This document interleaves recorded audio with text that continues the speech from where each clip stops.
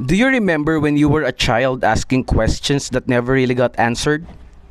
From the smallest things all the way to the questions about existence itself.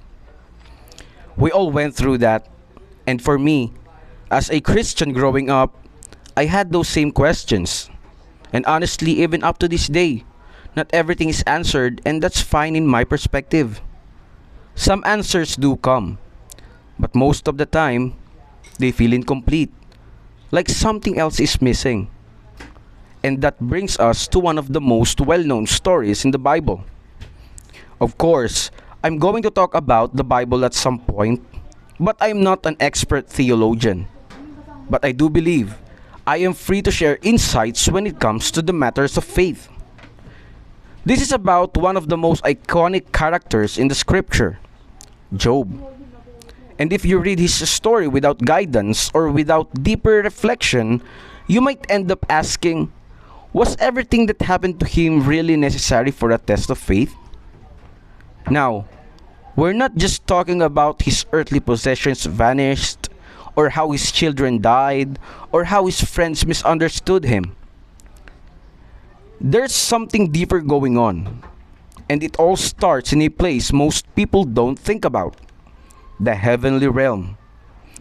A kind of gathering takes place where God is present and spiritual beings are assembled, like a divine council, almost like an annual report moment, just to help us picture it. And in that gathering, something is said that changes everything. An accuser appears, the Satan, and he makes a claim that Job doesn't love God for nothing, that his faith is only because life has been good to him. So the challenge is set, not just about Job's life, but about whether real faith can exist without blessings. And God allows the test, but with limits. Now, here's something important in this framework of the story. Angelic beings are not portrayed as beings without choice. Even Satan, in this interpretation, is understood to have free will, which is why rebellion becomes possible in the first place. So imagine this moment carefully. Satan stands in the presence of the heavenly beings, and he makes a bold claim before God that Job's faith is not real, that it is conditional, that it only exists because of the blessings. It is not just Job being questioned, it is the integrity of God's judgment being indirectly challenged. Now, from this perspective, the allowance of the test can be understood in two ways. First, to demonstrate that God's judgment regarding Job's integrity is correct, that Job is truly righteous not because of the blessings but in substance. Second, to show that God is never wrong in his assessment of person's heart. Because imagine the alternative.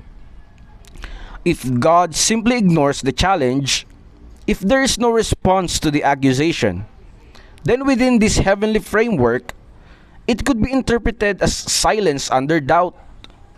Other angelic beings might wonder, why was the challenge not addressed?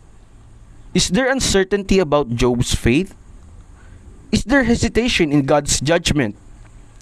So the test in this reading is not about insecurity in God, but about clarity in a universe where moral claims are being made. And that is why the story shifts back to earth. Job is not just living out personal suffering. He is unknowingly part of a larger, unseen confirmation of truth. And everything Job has begins to fall apart. He loses his wealth. He loses his children. He loses his health. And from the outside, it looks like everything is collapsing. But what's interesting is Job's response. He does not immediately turn away from God. He struggles, he grieves, he questions, but he still holds on to his trust. Meanwhile, his friends arrived, and they try to explain everything in a simple way. If you are suffering, you must have done something wrong. But the story already tells us something important. Job is not being punished. So their conclusions doesn't fully fit the situation. As the story continues, Job demands an answer. But then, God finally responds. He does not give a direct explanation. Instead, God asks questions. Questions about creation, about the foundations of the earth, about things Job was never present for. And the message is simple. There are limits to human understanding. Not everything will be explained from our point of view. And in the end, Job is restored. But not because he received full answers. Rather, because he did not let go of his trust in God, even without understanding everything.